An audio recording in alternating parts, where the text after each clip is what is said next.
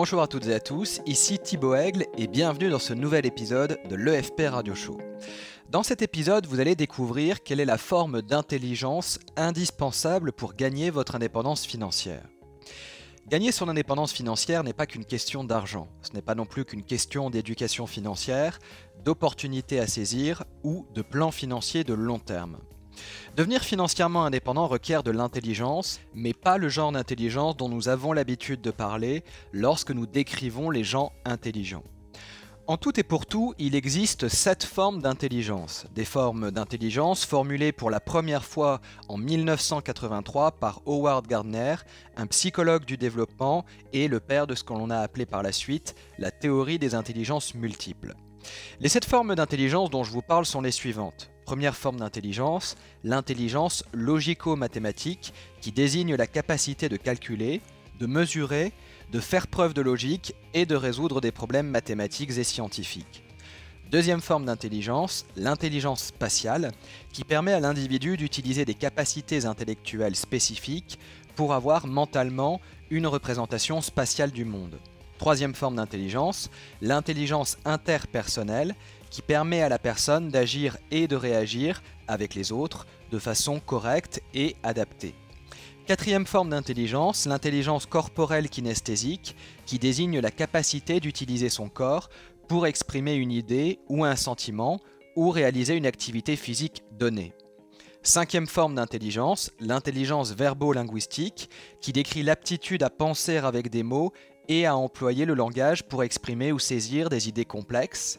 Sixième forme d'intelligence, l'intelligence intrapersonnelle qui permet de se former une représentation de soi précise et fidèle et de l'utiliser efficacement dans la vie de tous les jours.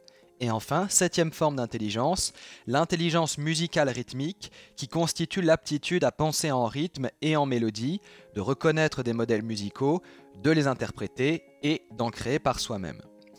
Parmi ces 7 formes d'intelligence, il en est une qui est cruciale pour votre réussite financière. La bonne nouvelle, c'est qu'elle n'est pas nécessairement innée. C'est une intelligence qui s'apprend et qui se cultive tout au long de la vie. La mauvaise nouvelle, c'est qu'elle demande effort et sacrifice avant de vous permettre d'en récolter les fruits dans votre vie de tous les jours. Cette forme d'intelligence, c'est l'intelligence intrapersonnelle. Dit simplement, elle représente votre faculté à communiquer avec vous-même. L'intelligence intrapersonnelle est souvent appelée intelligence émotionnelle. Elle vous permet notamment de contrôler des émotions négatives comme la peur, l'envie, la colère ou la tristesse. Par exemple, lorsque vous avez peur, comment réagissez-vous ? Prenez-vous vos jambes à votre cou ou au contraire, est-ce que vous réussissez à vous raisonner calmement pour essayer de trouver une solution adaptée ? Lorsque vous êtes en colère, est-ce que vous faites en sorte de contrôler votre tempérament ? Ou est-ce que vous vous laissez exploser pour finalement dire des choses que vous regrettez par la suite ? L'intelligence intrapersonnelle est aussi appelée intelligence du succès, tout simplement parce que c'est la forme d'intelligence dont vous avez besoin pour réussir avec toutes les autres formes d'intelligence. Combien d'athlètes de haut niveau au potentiel impressionnant n'ont finalement pas réussi à avoir la carrière à laquelle ils pouvaient prétendre ? Le talent est une chose, le mental en est une autre. L'intelligence intrapersonnelle permet aux candidats à l'indépendance financière d'accomplir ce que la majorité a peur de faire ou ne veut tout simplement pas faire.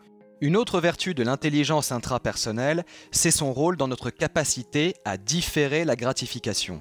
Les personnes qui ont une faible intelligence intrapersonnelle rencontrent bien souvent des problèmes de volonté. Elles recherchent en priorité la gratification immédiate, vont faire du shopping lorsqu'elles se sentent déprimées, grignotent lorsqu'elles s'ennuient, se servent un verre d'alcool lorsqu'elles se sentent nerveuses, regardent la télévision quand elles pourraient passer ce temps à apprendre de nouvelles compétences et accusent les autres de leurs propres erreurs.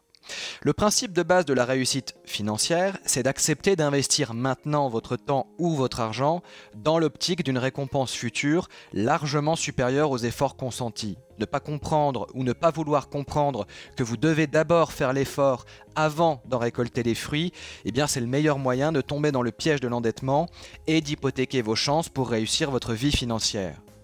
Vous l'avez compris, l'intelligence émotionnelle n'est pas une intelligence comme les autres. Elle est la forme d'intelligence qui tire les ficelles et qui permet aux autres intelligences de s'exprimer pleinement dans votre vie. L'intelligence émotionnelle se base elle-même sur 5 principes clés, 5 domaines qui, combinés les uns aux autres, vous permettent d'améliorer votre intelligence émotionnelle. Ces 5 domaines, ils ont été rassemblés par Peter Salovey et John Mayer, tous deux reconnus pour leurs travaux en psychologie sociale. Les 5 domaines en question sont les suivants. Premier domaine, la connaissance des émotions, qui consiste en la conscience de soi et le fait de pouvoir identifier ses émotions. Elle est véritablement la clé de voûte de l'intelligence émotionnelle. Quiconque est aveugle à ce qu'il ressent est à la merci de ses émotions, alors que les personnes capables de reconnaître leurs émotions conduisent mieux leur vie et perçoivent clairement les répercussions intimes de leurs décisions personnelles. Deuxième domaine, la maîtrise des émotions, qui représente la capacité d'adapter ses sentiments à chaque situation. Les personnes qui n'ont pas cette aptitude psychologique fondamentale sont en lutte constante contre des sentiments pénibles. Ceux qui la possèdent, au contraire, supportent davantage les revers et les contrariétés que leur réserve la vie. Ils se montrent beaucoup plus résilients.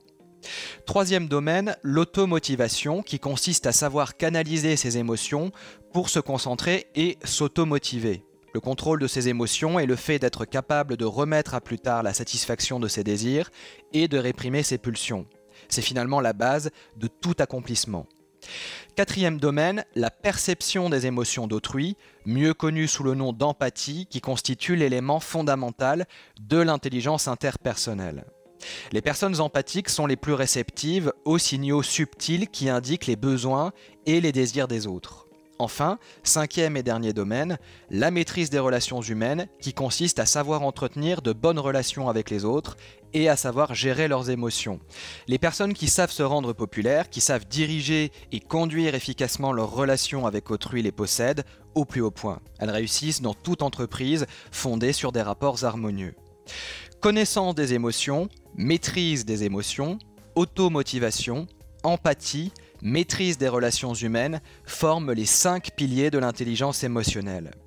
La bonne nouvelle, c'est que l'intelligence émotionnelle n'est pas figée. Je vous l'ai dit précédemment, elle s'apprend. Et dans le cas de l'indépendance financière, elle s'apprend en agissant et en se lançant dans l'aventure. En d'autres termes, ce sont les difficultés que vous allez rencontrer sur le chemin de l'indépendance financière qui vont vous donner l'occasion de développer votre intelligence émotionnelle. L'indépendance financière n'est ni une formule miracle ni une martingale, c'est un processus de développement personnel qui dure toute la vie. Et c'est la qualité des solutions que vous apportez aux difficultés que vous rencontrez qui vous permet de vous rapprocher de vos objectifs. À charge pour vous de vous en rappeler la prochaine fois qu'une difficulté se présentera à vous.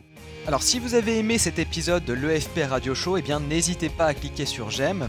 Et si vous souhaitez apprendre à gagner votre indépendance financière et bénéficier notamment de plus de 2 heures de vidéos gratuites, eh bien il vous suffit de vous inscrire en cliquant sur le lien rouge et blanc qui s'affiche sur votre écran ou sur le lien présent dans la description de la vidéo juste en dessous. Et je vous dis à tout de suite de l'autre côté. Salut!